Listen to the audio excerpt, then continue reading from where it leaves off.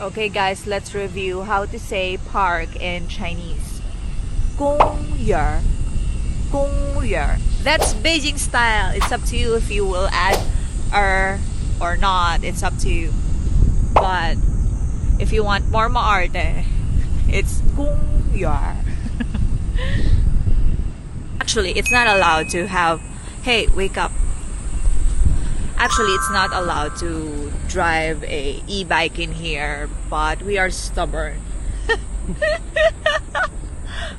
我们特别固执。哎，我的声调是对吗？固执。Yes, we are stubborn. You can say 固执。